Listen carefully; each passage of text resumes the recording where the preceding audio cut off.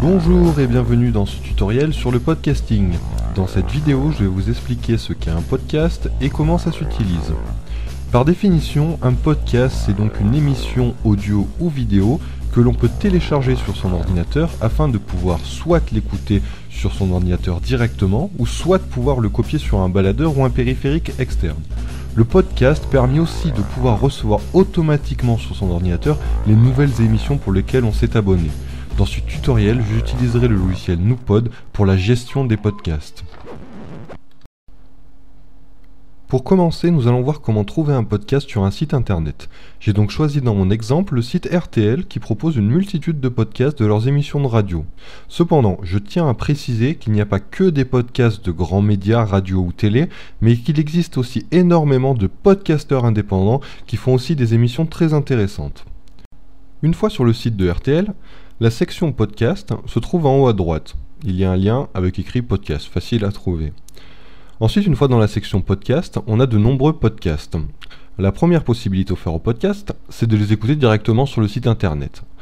Pour cela, il suffit de nous sélectionner une émission, et à ce moment-là, on a un petit lecteur intégré dans le navigateur internet qui nous permet d'écouter ce podcast directement sur le site. Mais le principal intérêt du podcast, c'est de pouvoir s'abonner gratuitement. Alors comment on fait ? On va revenir en arrière à notre page de podcast, et on va prendre un podcast, par exemple celui de Auto Radio. On va cliquer sur l'icône où il y a marqué RSS Podcast. À ce moment-là, on a un lien RSS. On va copier cette URL en faisant un clic droit puis copier. Enfin, on va coller cette URL dans le logiciel Nupod. On va cliquer sur la croix de la barre principale. Puis, dans la fenêtre, on va faire clic droit et coller. On remarque une petite icône juste en dessous où il y a écrit téléchargement auto des podcasts. Cette fonctionnalité permet de dire à Nupod de télécharger automatiquement tous les nouveaux fichiers audio ou vidéo contenus dans ce podcast. Cependant, dans mon exemple, je ne vais pas utiliser cette fonction. Il ne reste donc qu'à faire suivant. À ce moment, Nupod va récupérer la liste des épisodes du podcast. Vous remarquez le petit pop-up qui s'ouvre en bas à droite de l'écran. Il nous indique que les nouveaux épisodes sont disponibles.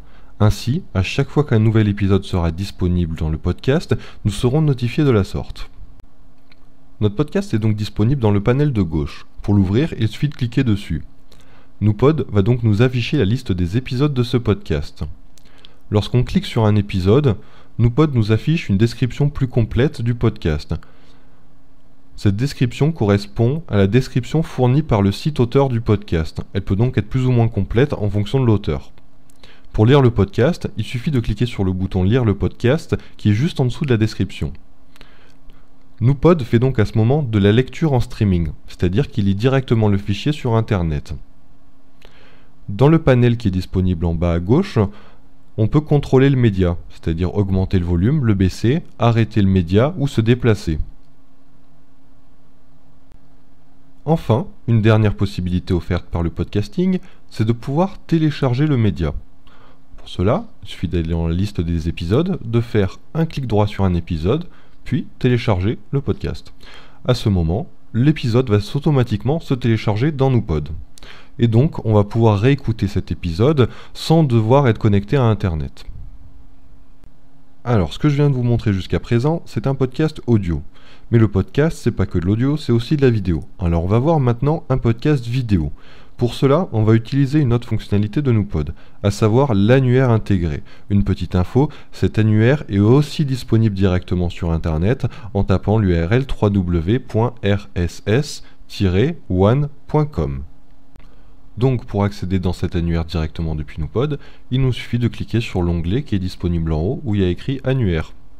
Et donc, on a, ici présent, l'annuaire directement dans Nupod. Alors, dans mon exemple, je vais prendre la catégorie Actualité et médias, qui est en cours de chargement.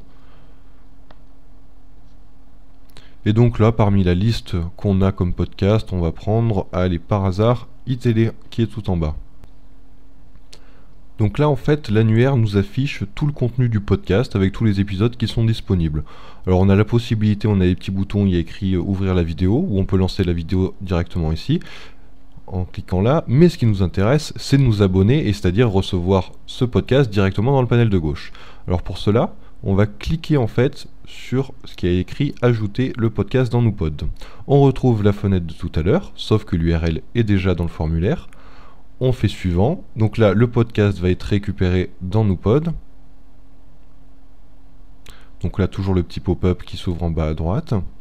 Et notre podcast est donc maintenant disponible dans le panel de gauche. On retrouve comme tout à l'heure la liste de tous les épisodes.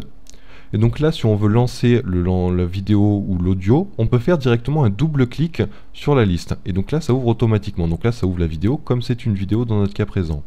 Donc là, cette petite icône nous indique simplement que la vidéo est en cours de chargement. Et donc là, maintenant, on peut voir la vidéo. Le panel qui est en bas à gauche vous permet toujours de contrôler la vidéo, de faire stop ou de vous déplacer dedans. Enfin, une dernière possibilité mise en avant par le podcast, c'est la possibilité de synchroniser ces fichiers sur un baladeur. Alors pour cela, avec Newpod, il suffit de cliquer sur l'icône qui est disponible en haut et qui est en forme de baladeur avec deux petites flèches. Alors pour commencer, on va sélectionner d'abord notre baladeur. Alors dans mon cas, il s'agit du disque amovible F. Ensuite, alors il y a une liste en bas avec des petites icônes et des petites cases à cocher. Donc là, il suffit simplement de sélectionner les podcasts qu'on souhaite synchroniser, si on n'a pas envie de synchroniser tous ces podcasts avec le baladeur. Et ensuite, juste au-dessus, il y a des petites boîtes aussi à cocher qui nous permettent de sélectionner automatiquement les épisodes audio uniquement, ou vidéo uniquement, ou audio et vidéo. Si par exemple dans un podcast il y a et de l'audio et de la vidéo et que nous on veut copier sur notre billet baladeur que l'audio, il nous suffit de sélectionner que l'audio. Alors il faut savoir une chose, c'est que Newpod fait la synchro uniquement des fichiers qui ont été téléchargés et pas de ceux qui sont sur internet encore. Donc il faut télécharger les fichiers, c'est pour ça qu'il y a l'option téléchargement automatique des podcasts quand on ajoute un flux RSS. Et donc voilà, et donc une fois qu'on a ces fichiers téléchargés, quand on synchronise, on clique sur le bouton et ça envoie sur le baladeur et c'est fini. Voilà, maintenant vous êtes prêt à vous lancer dans le podcasting et à découvrir les milliers de podcasteurs, qu'ils soient professionnels ou amateurs, il y en a pour tous les goûts.